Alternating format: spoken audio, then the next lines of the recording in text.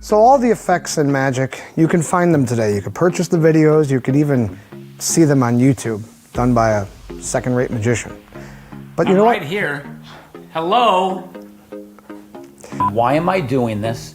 Why should they care? Why am I doing it? Why should they care? So you're not just getting the how and the what, you're getting the why. This feels like a fascinating a TED Talk, which makes it even more entertaining. Oh yeah, and you know, people don't give lectures about magic anymore. They just show tricks. I use a blue deck, not a red deck, even though most people use red decks. Why? This is so interesting. You're making me rethink now. This will help your card magic.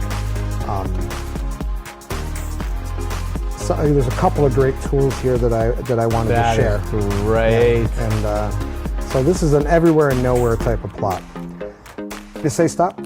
Stop. Do you see that card? Yep. In a moment I'm going to ask you what that is, but I want you to lie to me. I want you to name a different card. Okay, so not the one I showed you, but don't say a joker or the 14 of circles. Make it a believable lie. 3 of diamonds. Okay. I know it's got to be a high black one. You picked a really low red one. So it's one thing to look at somebody and know if they're lying. Yeah, I'm going to go with it. It's weird if it happened. But, wouldn't it be a wonderful world if you could figure out the truth? Was that your real card? By the lie, yeah. Why did you say the 3 of diamonds? Before I started, I put one card on the table. Happened to be exactly your lie, 3 of diamonds. So we got the truth and the lie. Just a coincidence, just a coincidence.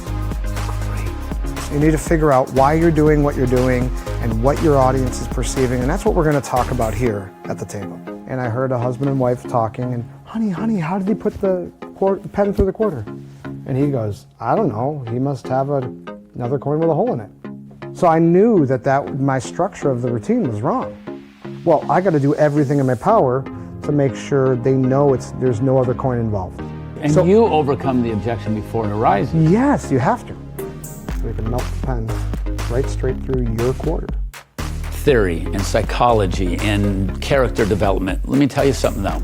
That's what makes all of your magic fun in the final analysis. See, I'm sounding academic already, but listen, he made it sound so much more fun than I am. Join me at the table, because here we're going to talk about not the answers to the problems you're facing, but the questions you need to be asking to make your magic stronger.